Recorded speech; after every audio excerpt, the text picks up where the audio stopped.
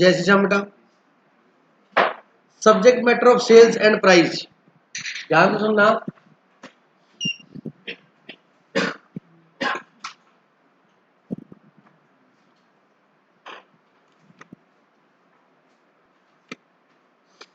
बेटा subject matter of sales, sales का जो सब्जेक्ट मैटर मतलब मेन क्या मैटर पे सेल हो रही है, गुड्स के ऊपर हो रही है।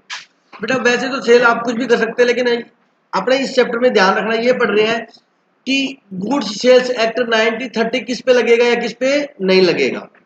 मैटर ये नहीं आप कहोगे सर ये भी सेल है वो भी सेल है, ठीक है मैं मान लूंगा, कोई दिक्कत नहीं है, लेकिन मेरे को तो ये समझाना है कि गुड्स सेल्स एक्ट के अंदर क्या बेटा 1930 में 1930 में, ठीक है 1930 में ये बना था।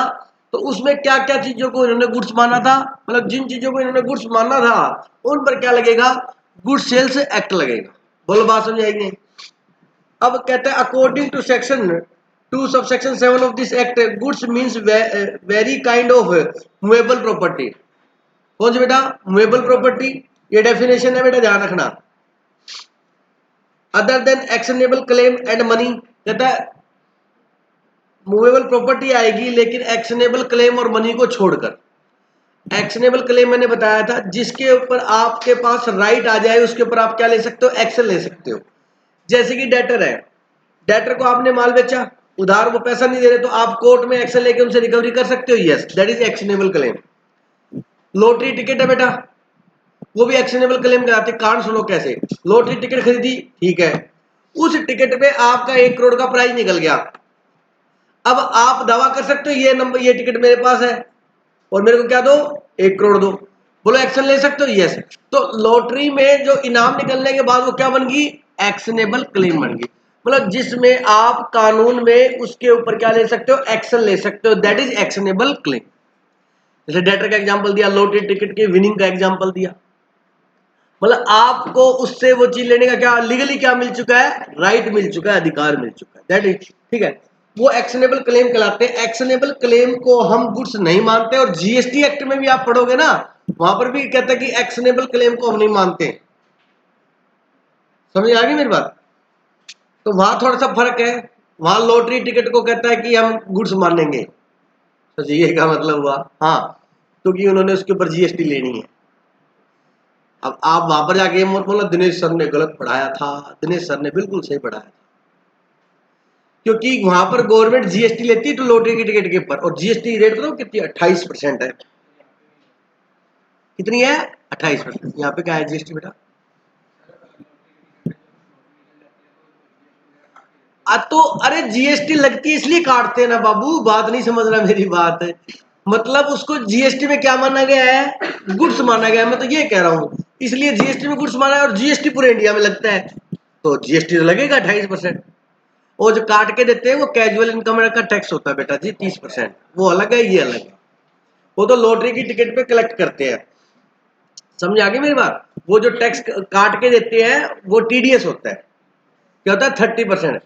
लॉटरी निकली केबीसी में जीते आप, कौन बनेगा करोड़पति वगैरह में, तो उसे बोलते हैं कैजुअल इनकम, क्या बोलते हैं आकस्मिक आय, उसके ऊपर 30% टैक्स रेट है। कितनी है, हाँ तो कैजुअल इनकम अगर आप डिस्ट्रीब्यूट करें तो government of India income tax लगेगा वहां, कहता 30% इसके ऊपर टैक्स है, कहता अच्छा, कहता इसका टैक्स काट 30% काट लिया, बाकी देश को क्या दे दिया, तो ये 30% का गवर्नमेंट को जमा करा, वो टीडीएस था, टैक्स डिडक्टेड एट सोर्स। चलिए तो मैं ये कह रहा हूँ, चलो अपने गुड सेल्फ एक्ट पे आते हैं। Movable property other than actionable claim and money and include stock and shares.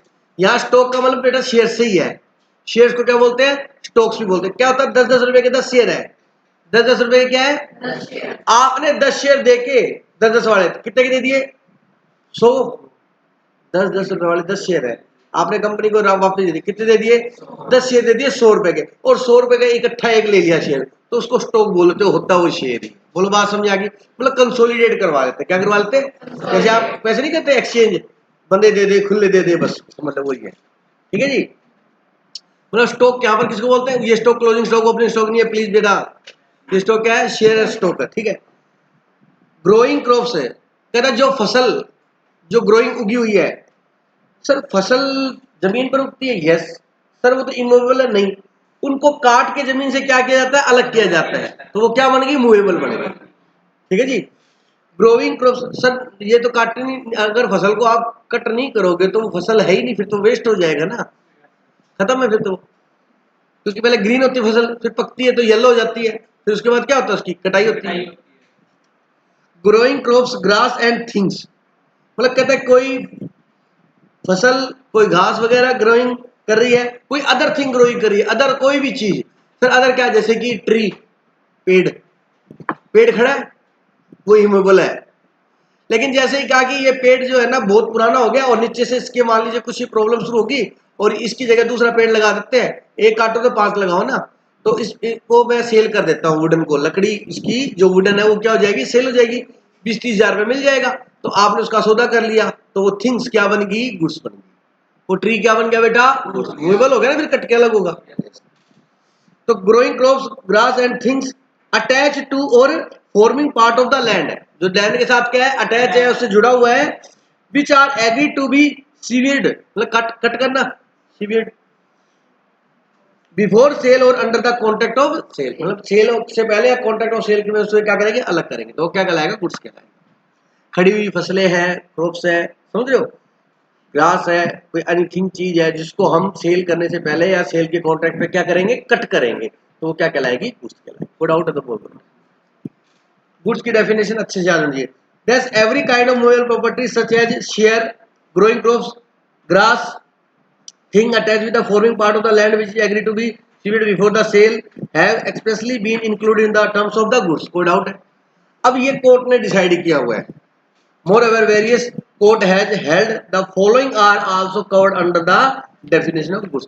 अलग अलग केस गए कोर्ट में, कोई चेन्नई कोर्ट में गया, कोई चेन्नई हाई कोर्ट में गया, कोई इलाहाबाद कोर्ट में गया, कोई दिल्ली कोर्ट में गया, हाई कोर्ट है ये, कोई सुप्रीम कोर्ट, जहां पर कोर्ट ने डिसाइड किया कि हम इसे गुड्स मानेंगे, गुड्स मानेंगे, तो उन्होंने ये भी बता दिया ये गुड्स है।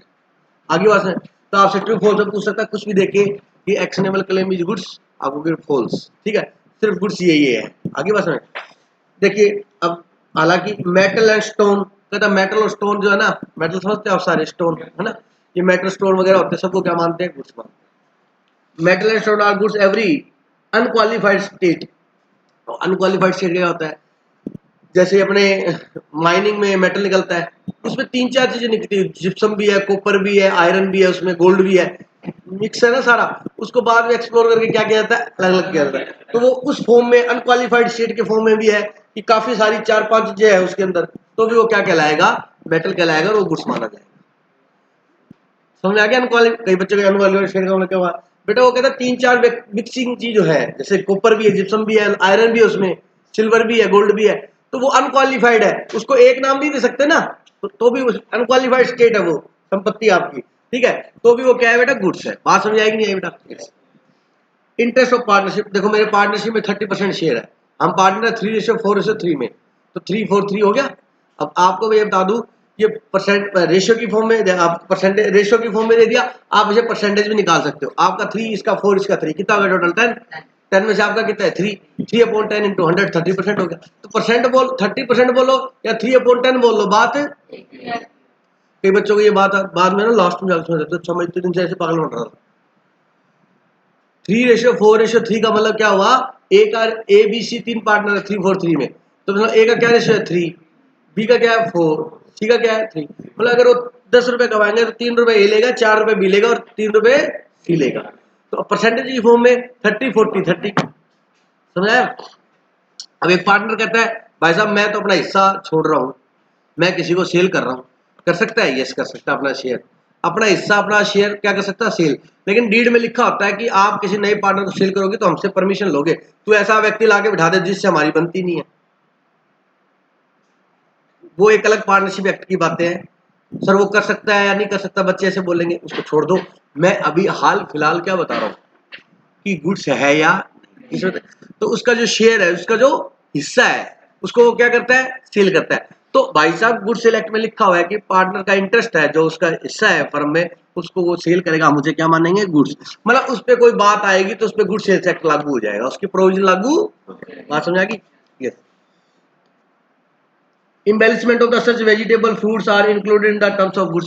समझ आ गई, ये जो जितने भी खाद्य पदार्थ है सारे के सारे, समझ आ गए, ये सब क्या माने जाएंगे बेटा, गुड्स माने जाएंगे। उसके बाद कहता है फिक्सचर एंड बिल्डिंग है, फिक्चर और बिल्डिंग, सर बिल्डिंग तो इमूवेबल होती है। सुनो, वो कहता है इसको तोड़ो, सारी बिल्डिंग को तोड़ दो, और जो तोड़ने से मटेरियल निकला उसको बेचो, फिर वो गुड्स।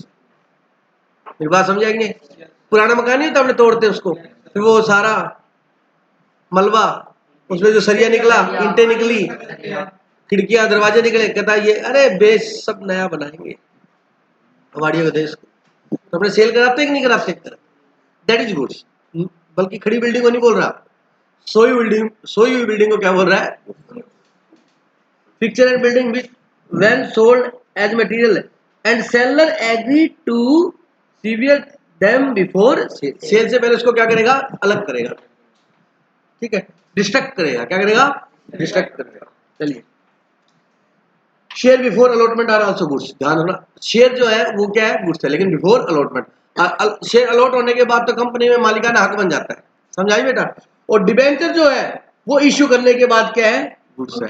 यहाँ कंफ्यूजन मत होना, क्योंकि डिबेंचर क्या है? एक डेट है बेटा। क्या है? एक डेट। समझाई मेरी बात? तो उसके बाद उस कंपनी में उसका क्या बन जाता है? इंटरेस्ट बन जाता है, हित आ जाता है। बोला है कि नहीं है? अब उस कंपनी को मैंने 5 लाख रुपए देने, अभी कोई खबर आती है एचडीएफसी बैंक में ये दिक्कत हो रही है, मेरा पैसा एचडीएफसी में, बोलो मैं अवेयर, भाई साहब बताना क्या कहते हैं, जाके पता करके आऊंगा कि कोई चक्कर तो नहीं है, बैंक इंसॉल्वेंट तो नहीं होने वाला, क्योंकि उसमें मेरा क्या है? इंटरेस्ट है, मेरा हित है उसके अंदर। समझ आया? तो debenture after allotment are goods.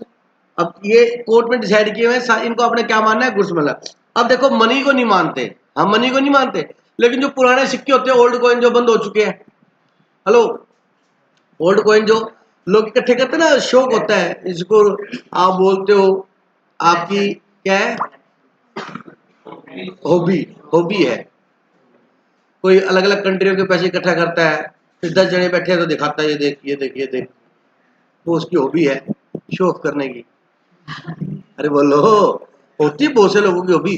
फिर कोई सिक्का लाता, देख 1820 का कॉइन, कोई 25 लाता, वो जो बंद होगी, सिल्वर की होती थी वो। एनीवे, मतलब जो कॉइन चलन से क्या हो चुके हैं, लेकिन फिर उस केस में वो क्या नहीं, लीगल टेंडर नहीं होते। क्या नहीं होते? मतलब मनी नहीं होती, इसलिए उसको क्या मान लिया गया? गुड्स मान लिया। ओल्ड कॉइन और old note that have ceased to be legal tender, ceased to be जो अभी लीगल टेंडर नहीं, under have become object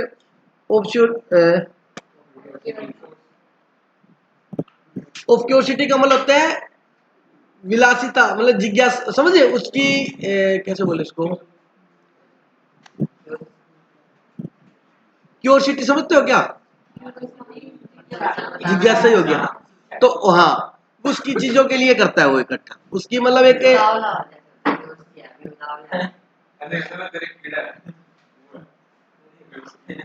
goods के अंदर इंक्लूड किया जाएगा, ठीक है, क्योंकि क्यूरियोसिटी होती है पैसे वगैरह इकट्ठा करने की, उतावलापन होता है, जैसे बच्चा बोल रहा है, उसकी हॉबी मान लो, उसका शौक मान लो, तो उन सब चीजों को क्या मानेंगे बेटा? अपने गुड्स मानेंगे, ठीक है। फॉरेन करेंसी को भी हम गुड्स मानते हैं। फॉरेन करेंसी हमारे लिए मनी नहीं होती, उनके लिए मनी होती है, हमारे लिए क्या है? गुड्स है बेटा। हाँ बेटा, तो वो तो कराते हैं, वो खरीदते हैं और उसमें मनी में देखो, हमारी जो इंडियन करेंसी है, हम उसे क्या मानते हैं? मनी मानते हैं, उसे हम गुड्स नहीं मानेंगे। अगर हम उसे भी गुड्स मानेंगे तो फिर जो चीज खरीदते हैं उसको क्या मानते हैं? गुड्स, और फिर बदले में क्या दे रहे हैं? गुड्स। फिर प्राइस कैसे डिसाइड होगा? समझ आई मेरी बात? तो हम अपनी इंडियन करेंसी को क्या मानते हैं? मनी मानते हैं, गुड्स नहीं मानते। अब आपने फॉरेन करेंसी खरीदी तो एक तरीके से आपने गुड्स खरीदे हैं, और उसकी पेमेंट किस में करोगे आप? इंडियन रुपी में। तो आपने खरीदे, वो एक्सचेंज कराए, वो खरीद लिए ना, तो गुड सेल्स एक्ट में फॉरेन करेंसी को भी क्या माना गया है? गुड्स माना गया। एक्सचेंज कर लो, कोई दिक्कत नहीं, तो उसकी कीमत देनी पड़ेगी। अब $1 100 का, तो आपने 100 रुपए दिए, कहते प्राइस दिया, कहता हाँ 100 रुपए दिए ना, और वो फॉरेन करेंसी के गुड सेल एक्ट में करेंसी नहीं माना गया, उसको क्या माना गया बेटा? गुड्स माना गया, ठीक है, ये कहते।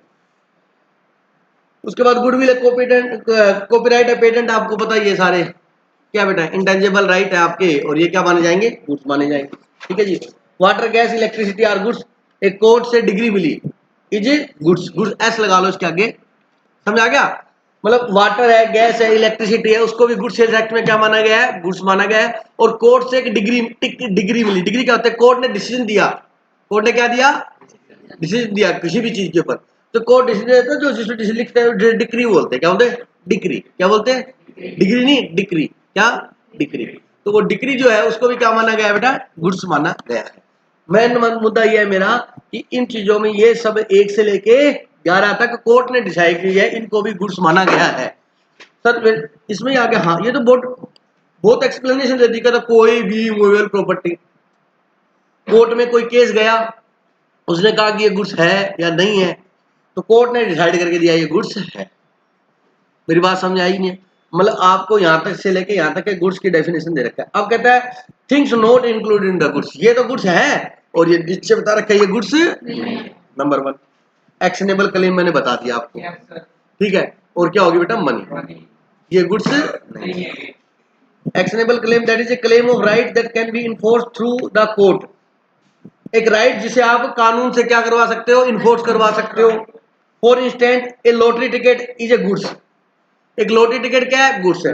But a right to claim prize if successful is an actionable claim, आपकी लॉटरी टिकट पे नंबर निकल गया वही और आप सक्सेसफुल हो गए, एलईडी टीवी जीत लिया आपने, अब वो मांग सकते हो यस, वो अब वो क्या बन गया, एक्शनेबल क्लेम मिल गया। अब वो मना करेगा तो आप कोर्ट में जा सकते हो, भाई साहब मेरे पास लॉटरी टिकट रही, मेरा प्राइज निकला, मना कर रहा है मेरे को। एक्शनेबल क्लेम समझ आई मेरी बात? मतलब आपको किसी दूसरे पर क्या लेने का अधिकार है, एक्शन लेने का लेगा, अगर वो मना करता है तो legally that is actionable claim, ठीक है। मनी, मनी बताई दी बेटा। मनी के अंदर देखो क्या कहता है बेटा, ध्यान से पढ़ना। Money that is current money, current money मतलब जो अभी प्रचलन में है, प्रचलन समझ गए, जो अभी चल, हाँ जैसे वो पुराना अपने गांधी जी का 500 का नोट बंद हो गया तो वो मनी नहीं है, 1000 का भी, हाँ वो मनी नहीं है। अब जैसे 2000 का भी, वो भी 30 सितंबर को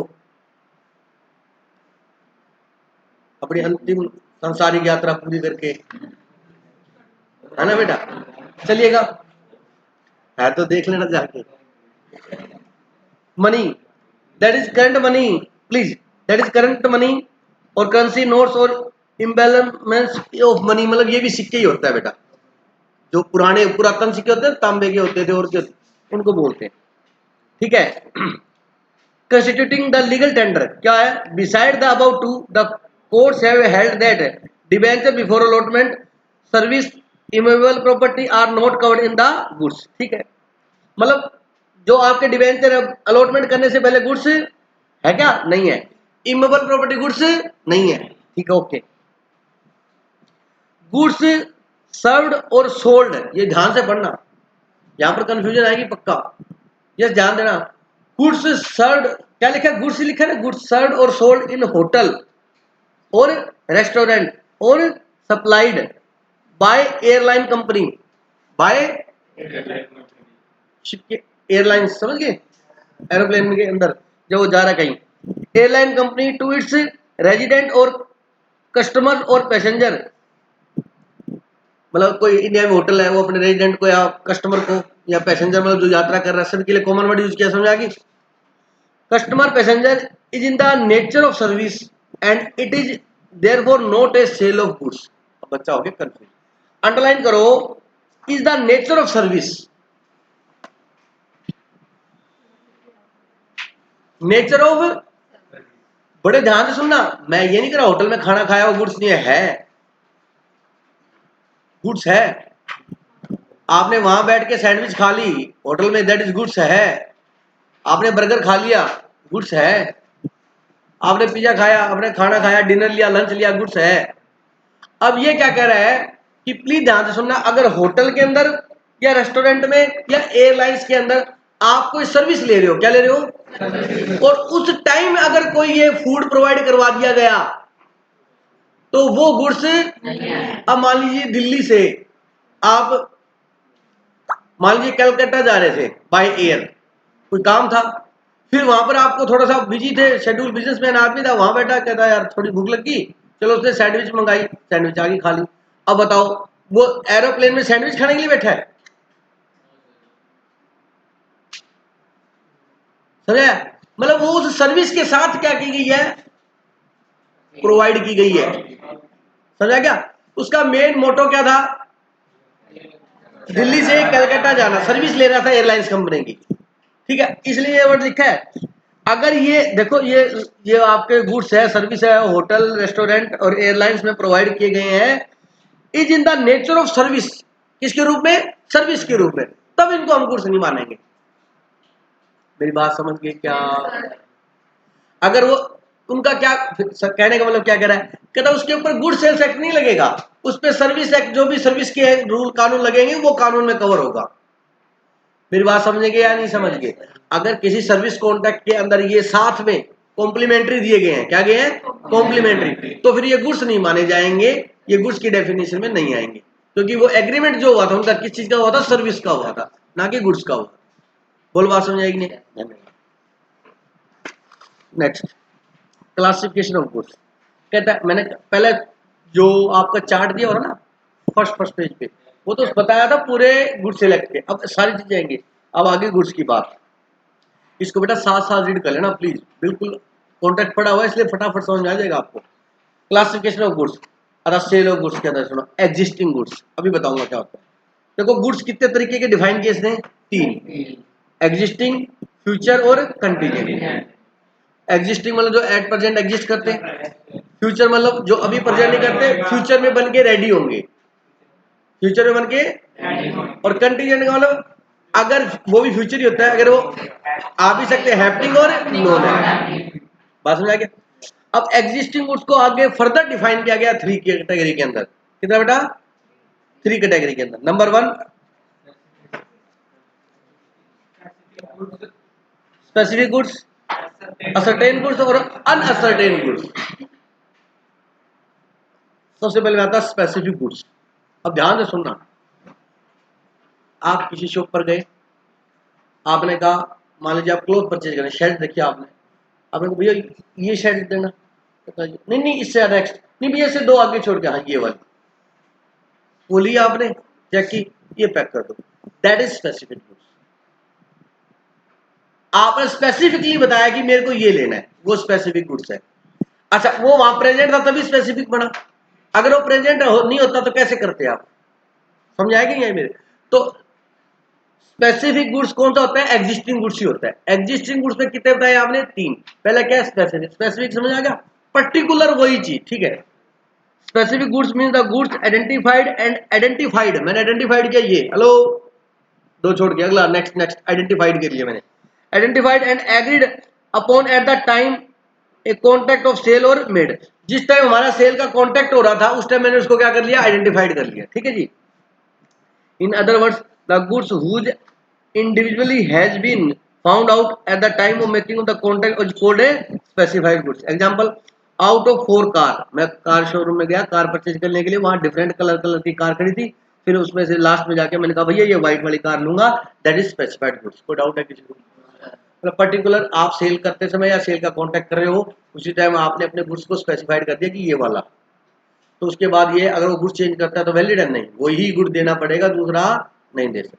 बोलो बात समझ आएगी? नेक्स्ट है अनअसर्टेन और जेनरिक गुड। अनअसर्टेन क्या होता है सुनो जरा, जब आपने कॉन्टेक्ट किया, क्या क्या बेटा? कॉन्टेक्ट, तो उस टाइम गुड्स तो वहां पर था, हेलो, ये जो 3 पढ़ रहे हो आप, स्पेसिफिक, अनअसर्टेन और सर्टेन, ये किसके पढ़ रहे हो? एग्जिस्टिंग के पढ़ रहे हो। किसके पढ़ रहे हो? गुड्स तो था, ध्यान सुनना। अनअसर्टेन गुड्स और जेनरिक गुड्स में क्या था? Goods which are not identified and agreed upon at the time of making of contract of cell.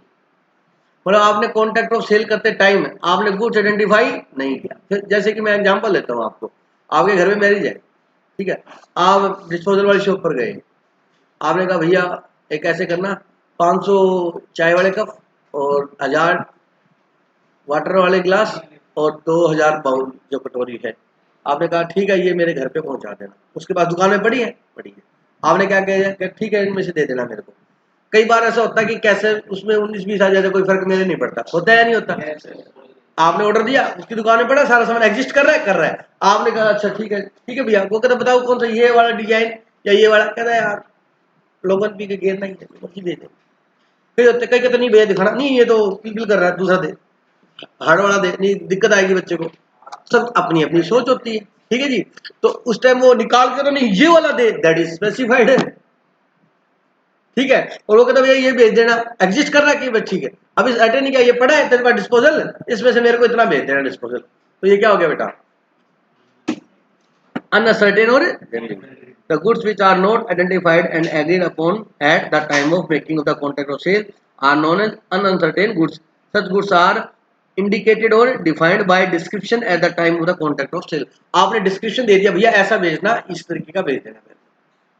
वो आपके तो चाय कप उठाते हो, कहते भैया ये कप भेजने चाय वाले, वो थर्माकोल वाले मत भेज देना। थर्माकोल के भी आते नहीं बड़े, है ना, दूध वगैरह डाल के देते गर्म उसके अंदर। तो आपने कहा भैया ये वो मत भेजना, ये वाले भेजना। तो आपने डिस्क्राइब कर दिया कि नहीं कर दिया, भाई इस तरीके का भेज देना आप, ठीक है। और कहता ये कटोरी भी बस इस तरीके की भेज देना। मेरी बात समझे कि नहीं समझे। उसके बाद एग्जाम्पल दिया हुआ है, ए हैड ए 10 हॉर्स, ए के पास 10 घोड़े हैं। He agree to sell 1 horse to be, कहता उसमें से एक हॉर्स वो क्या करेगा, बी को सेल कर देगा। इन this case the contract is for sale. अभी डिसाइड नहीं किया, 10 कहता है यार कोई एक घोड़ा दे देना मेरे को, कहता कोई बात नहीं दे देंगे। अभी कोई डिसाइड तो नहीं है 10 में से कौन सा है, समझाया। तो अनसर्टेन गुड्स है। अब आता बेटा देखो ऊपर वाले में इस वाले में फर्क, अनसर्टेन वाला निश्चित नहीं है। यहाँ क्या है, सर्टेन्ड गुड्स, मतलब क्या है, सर्टेन कर लिया। अब सुनना मेरे ध्यान से, इसमें क्या होता है, सर्टेन गुड्स में क्या होता है कि सेल का कॉन्ट्रैक्ट हो गया, सेल का कॉन्ट्रैक्ट होने के बाद या सेल होने के बाद आप उस गुड्स को निकाल के क्या कर लेते हो, अलग कर लेते हो। आपने फॉर एग्जांपल, डिस्पोजल का ही नहीं दूंगा कंफ्यूज हो जाओगे, आप मान लीजिए वेजिटेबल शॉप पे गए, किस पे गए, वेजिटेबल। आपने कहा भाई साहब आलू थे, पटेटो पड़े थे, क्या रेट है, वो कहते 20 रुपये के जी। आपने कहा ठीक है, 5 के जी लेने हैं, कहते ठीक है। वो डालने का आपने कहा नहीं भैया भाई साहब मैं अपने आप डाल दूंगा, बात समझ। फिर आपने उसमें से एक एक निकाल के 5 किलो क्या कर लिए और फिर उसको दिया, दैट इज सर्टेन गुड। मतलब सेल होगी, एग्रीमेंट हो गया, वो उसने आपने कहा कि 5 के जी के तो 20 रुपए, ओके डन हो गया सब कुछ। अब आपने लेने से पहले उन गुड्स को उनमें से निकाल के क्या कर लिया, अलग कर लिया। बोलो बात समझ में नहीं आई कि नहीं आई, अरे बोलो। अब एक बच्चा कहता सर मेरे को कंफ्यूजन है, ये स्पेसिफिक हो गया। मेरे को पता है तुम्हारा दिमाग किस तरीके का है, फर्क है दोनों में। आपने जाते कर भैया ये आलू दे दे, मेरी बात समझ रहे हो क्या बेटा। स्पेसिफिक में सर्टेन में क्या होता है अलग। स्पेसिफिक में आप लेने से पहले स्पेसिफिकली उस चीज को क्या करते हो, ये वाली ये कितने की है, क्या सब कुछ हुआ, स्पेसिफिकली वो। सर्टेन का मतलब कि सेल कॉन्ट्रैक्ट होने के बाद आपने उसमें से क्या कर लिया, उस गुड्स को अपना अलग कर लिया, उसमें क्या कर लिया, अलग कर लिया। अब आपको नहीं सर उसने कहा ये वाला लेने वाला, तो मैं कह दूं मैं सर्टेन बोल दे, कोई बहस थोड़ी ना अपनी आपस में। मैंने तो आपको क्या बताना, डिफरेंस बताना है। अगर आपको सर ये ऐसे हो गया वैसे हो गया, कोई बात नहीं बेटा सर्टेन बोल ले इसको, मैं मना नहीं कर रहा। ये सर्टेन कब कहलाएगा, सेल कॉन्ट्रैक्ट होने के बाद उसमें से आप कोई गुड्स क्या करते हो, अलग करते हो, तब बोलेंगे। अगर पहले से बोला ये तो सर्टेन बोल दूंगा, मेरे क्या दिक्कत है। मैं आपको डिफरेंस बता रहा हूं, समझ आ गया। अगर क्वेश्चन में ये बोला हो कि सेल कॉन्ट्रैक्ट हो गया, उसके बाद उसने अपने इतने गुड्स क्या कर लिए, अलग कर लिए, तो वो क्या कहलाएगा, सर्टेन गुड्स। जैसे आपके यहाँ पर एग्जाम्पल दिया हुआ है, कॉटन होती थी बेटा, क्या होती थी, कॉटन। कॉटन रुई समझते हो, उसकी गांठें होती थी, क्वेश्चन भी आया हुआ है। एक व्यक्ति ने 10 गांठें परचेज की रुई कॉटन की, जो प्रेस में प्रेस होकर बनती है गांठें लोहे की। तो कहता है कि उसने 10 गांठें परचेज कर ली। अब अच्छा वो फैक्ट्री में गोडाउन था, वहां पे 1000 गांठ पड़ी थी।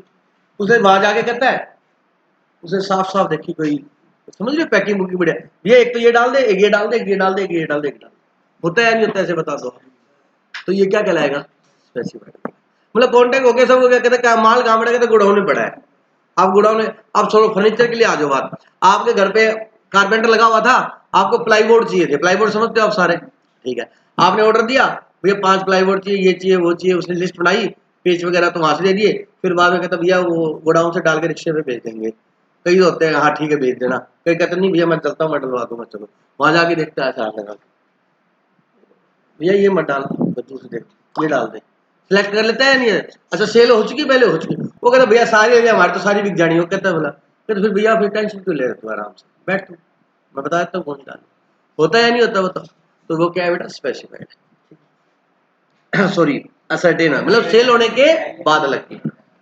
सुना, जनरली जनरली बेटा देखो तीनों ही एग्जिस्टिंग है, थोड़ा थोड़ा डिफरेंस है वो समझ में आ गया होगा। जनरली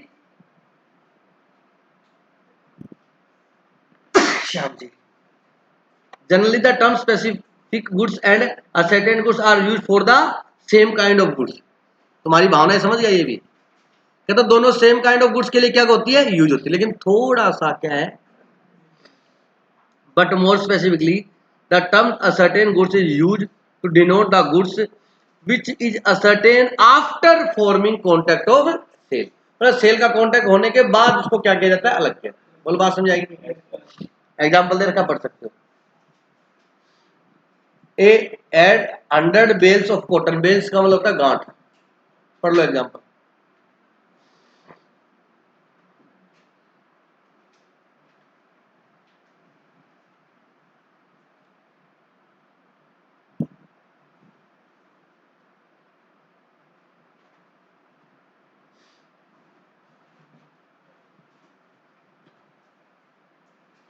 आगे समझ, ये क्या पढ़ा हमने, एग्जिस्टिंग गुड्स। अब क्या पढ़ेंगे, फ्यूचर गुड्स। अब सुनना बेटा, मान लीजिए आपको बताया है कि अभी कोई ट्रेड फेयर है या कोई मेला लगने वाला है, कोई ओकेजन आने वाला है, मान लीजिए जैसे दीपावली आने वाली जैसे, तो आपको पता है उस टाइम क्या सेल होता है, पटाखे सेल होते हैं। तो आप जो पटाखा फैक्ट्री वाले हैं उनको ले जाके कहते भैया ये वाला पटाखा ये ऑर्डर दे के आगे हमारे लिए इतने के आप बना देना। कहते कब दोगे, कहता भैया बताओ, कहता दीपावली तो सर 12 नवंबर की है, 12 नवंबर की है। कहता हाँ, तो कहता बस 1 तारीख से लगा दूंगा मैं, सर छुट्टी कर रहे हैं 1 तारीख से और 10-12 दिन यही काम करूंगा फिर मैं। कई बच्चे करते रिलेटिव एजुकेशन के साथ करते हैं, पटाखे लगाते हैं दीपावली में, स्कूल की छुट्टी होती है उसी दिन लगा देते हैं। लगाए आप में से किसी ने, किसी ने लगाए हैं? बहन जी के दिन मैंने लगाए हैं। स्टॉल लगाते हो, वो स्टॉल ही कह रहा हूँ। ठीक है भैया, आप देव से लेके आना सभी। बात समझ में आएगी नहीं आई? अरे समझ में आ गई। वो ऑर्डर दे आया, अब वो उसको 1 नवंबर को क्या देगा, डिलीवरी देगा। अभी पटाखा फैक्ट्री जो है वहां पे वो मैन्युफैक्चरिंग हो रही है, आप पहले ऑर्डर दिया है। होता क्या है, जो मेन चीजें इंपॉर्टेंट होती है ना लास्ट में मिलती भी नहीं आपके, तो नागिन कहते खत्म, मुर्गे के आइटम खत्म, होता है नहीं होता। अब वो कहता है कि भैया वो देना अनार, अनार ले लिया आपने, अब तोता छाप है वो तो तोता वाला रख दिया, दूसरा लिया, आप कहते भैया मुर्गे के आइटम दो, तो भैया खत्म। कई 70% स्टॉलों पे तो मिलती नहीं है मुर्गे की आइटम, है ना। चलिए, तो इसलिए आप पहले से ऑर्डर दे के आगे फ्यूचर में, और फ्यूचर में आप गुड्स लोगे। Future goods mean the goods to be, hello, future goods mean the goods to be manufactured, to be manufactured, जो मैन्युफैक्चर किए जाएंगे। आपने ऑर्डर दिया ना, और प्रोड्यूस और acquired by the seller after making the contract of sale, sale का contract करने के बाद। मान लीजिए आपको रेडीमेड गारमेंट्स की शॉप है और आप गए, आगे सर्दी आ रही है, आपने कहा कि ऐसे ऐसे जैकेट, ऐसे ऐसे ब्लेजर ये मेरे को बना के दे देना, सर्दियों के लिए पहले ऑर्डर दिया है आप, समझ आ गया। वो प्रोड्यूस करेगा, मैन्युफैक्चरिंग करेगा। फिर contract of sale of future goods is made, it is agreement of to sell, कहता फ्यूचर में आप गुड्स लेने का जो कॉन्ट्रैक्ट करके आए हो वो सेल नहीं है, वो क्या है, एग्रीमेंट टू सेल। सभी को बताइए बात, एंड नॉट ए सेल, ठीक है। It is because the property in the goods can be transfer only at the future, property of in the goods का मतलब क्या हुआ, ownership in the goods can be transfer only eight future, जब बनेंगे तभी transfer होगी ना, ठीक है। अब मान लीजिए जो पटाखा फैक्ट्री में पटाखे बना रहे थे वहीं फायर लगी और सारे पटाखे वहीं बज गए, वो कहता भाई हेलो 2 लाख का बिल है, कहता क्या, कहते तेरे पटाखे यहीं बज गए, तेरे वाले पटाखे बजे थे, कहता मेरे तो बच गए थे, ये थोड़ा ना था फ्यूचर गुड्स थे किसके क्या थे, समझ रहे मेरी बात।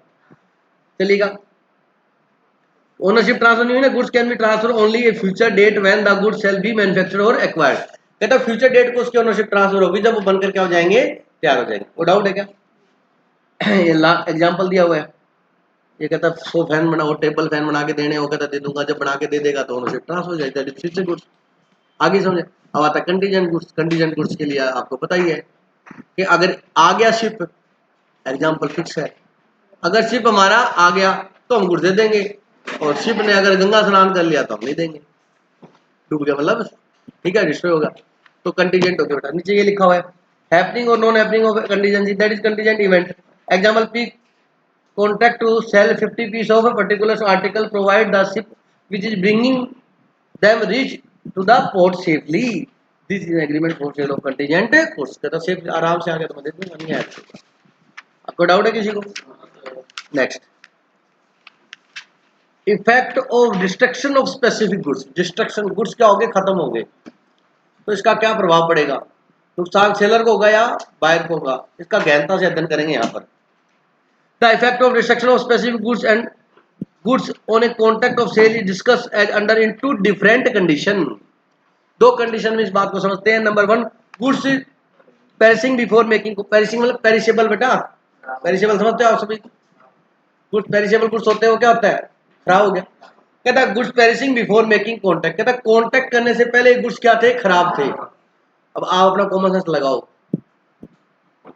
कौन बियर करेगा इसका नुकसान, सेलर बियर करेगा। उसको पता ही नहीं था कि मेरे गुड्स खराब हो गए, कहता ये है, कहता हाँ जी है, कहता कितने का, कहता 50 रुपए का, कहता अच्छा ला के देना, वो लेके आया तो राम राम राम, कहता भैया वापस ले जा,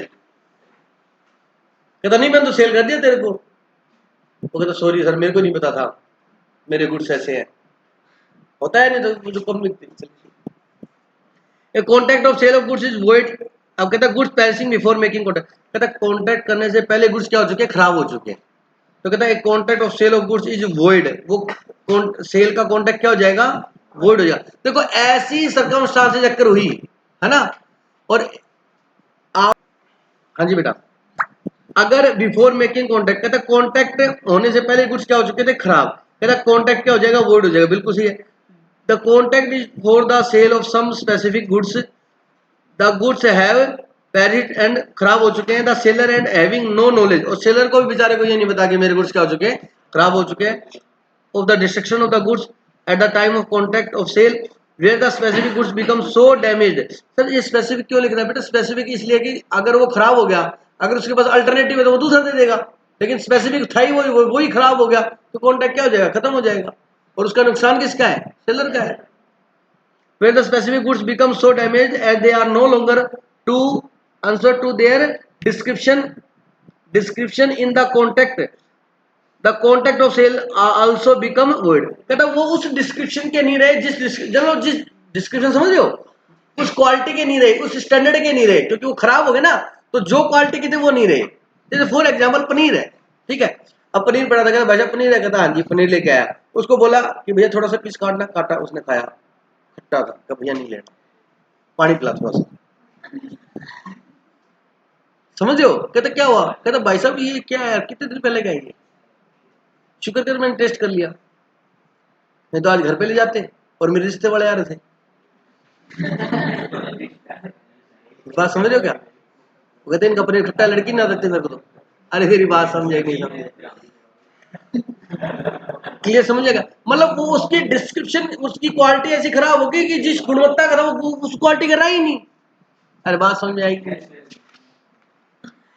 अरे यार तुम टॉपिक पे आ जाएगा, 2 मिनट थोड़ा ध्यान देने लगे तो तुम तो टॉपिक से हटक जाते हो, ट्रैक तुम्हारा चेंज हो जाता है, पागल आदमी है।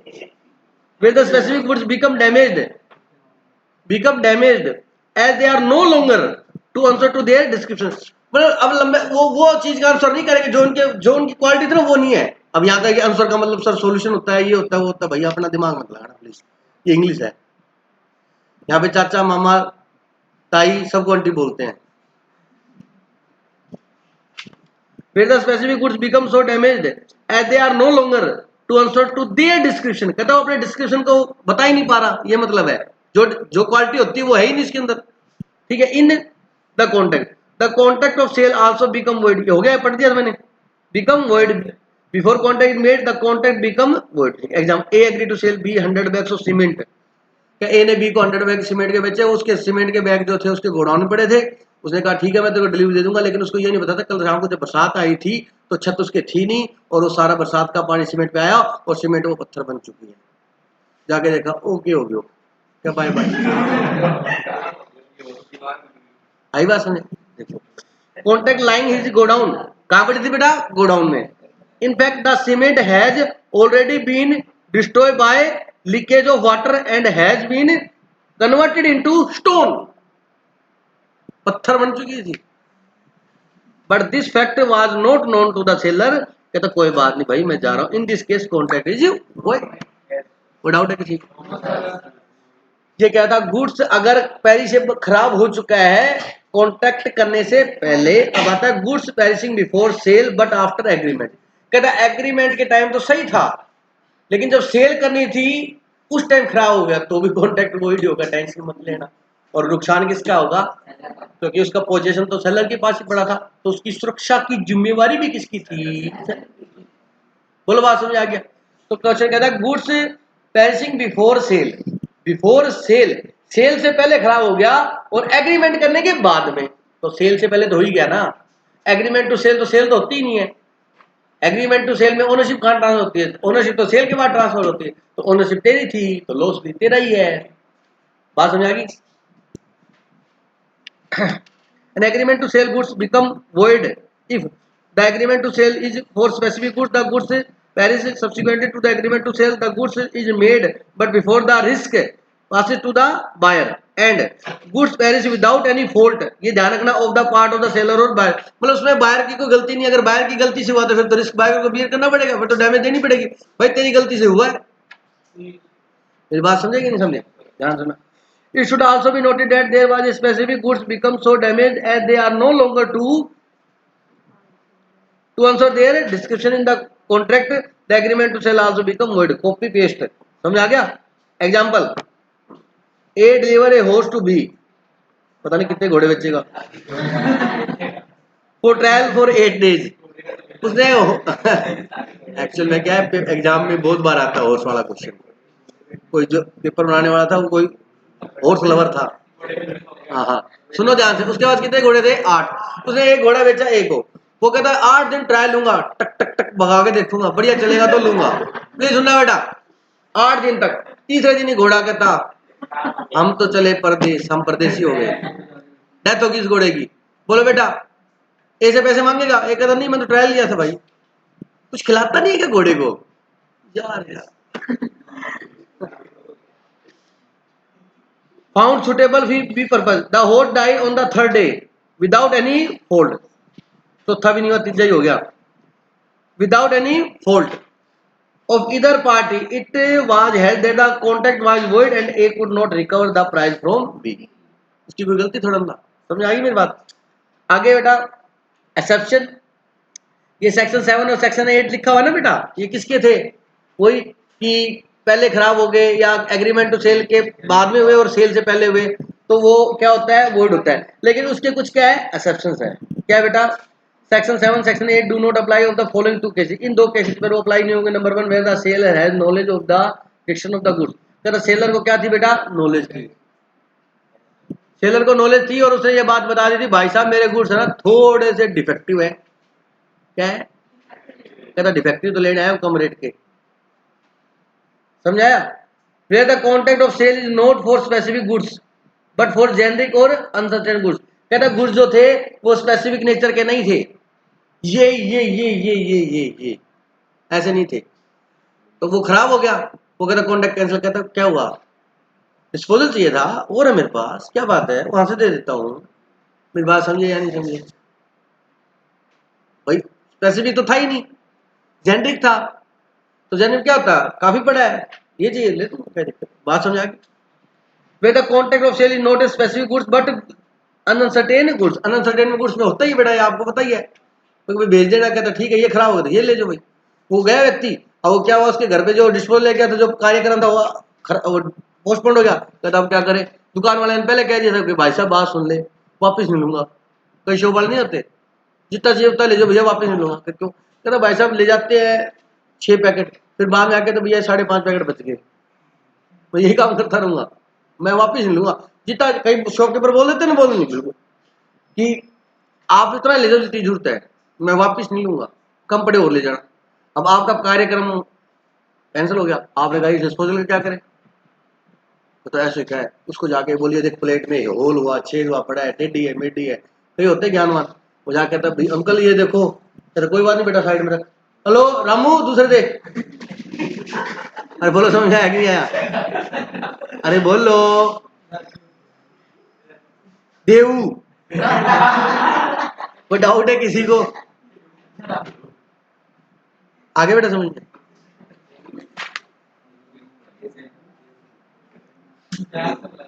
प्लीज बेटा बात में सुनो, देखो इस क्लियर होगी कि नहीं होगी बात बताओ। तो वो स्पेसिफिक होते तो कहीं नहीं सकता भाई। अब अपने शर्ट ले ली किसी को, बाद में घर जाके वो शर्ट पहनी आपने, और बाद में पता लगा कि शर्ट यहाँ से कोई फटी हुई है या खराब थी, तो आपने तो भैया ये शर्ट वापस रखो, ये तो खराब मैंने देखी नहीं, कहता कोई बात दूसरी ले।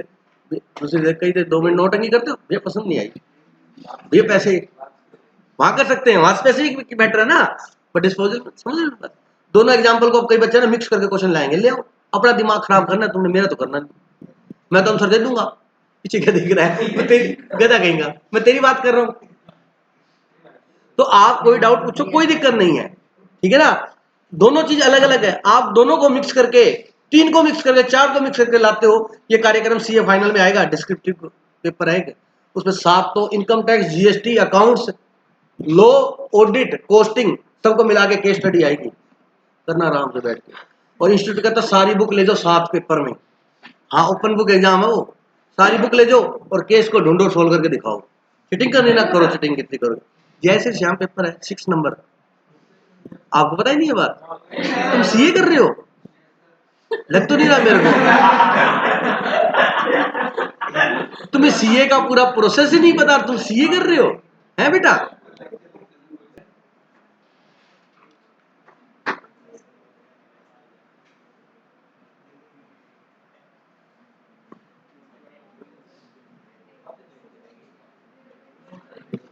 Example, A agree to sell to B 10 bales of, ये जो है ना बेटा, ये इजिप्शियन कॉटन होती है, मिस्र एक कंट्री है, क्या बेटा, मिस्र, मिस्र, मिस्री रोटी मत बोल देना, मिस्र एक कंट्री का नाम है, मिस्र, मिस्र देश है बेटा, कंट्री है, उसकी ये जो कॉटन है ना वो बहुत अच्छी मानी जाती है। एनीवे आप इसको स्किप कर दो।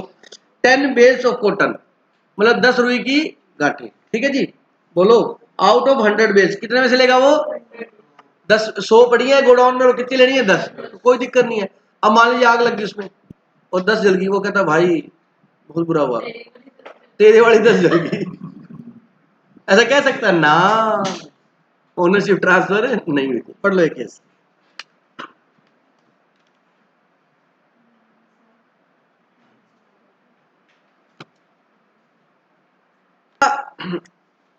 गुड्स के जो आपके ओनरशिप के डॉक्यूमेंट है, टाइटल समझते हो, अधिकार, जिससे आप शो कर सकते हो कि ये गुड्स मेरा है, उसके डॉक्यूमेंट। अब बेटा ध्यान से सुनना, ये लो बहुत पुराना लिखा हुआ है, ठीक है। अब इसमें पहला दे रखा है आपको, जैसे कि एग्जांपल दे रहा हूं, बिल ऑफ लैडिंग, क्या होता है, बिल ऑफ लैडिंग, ये शिपिंग के बिजनेस में यूज होता था, किसमें होता था, ठीक है।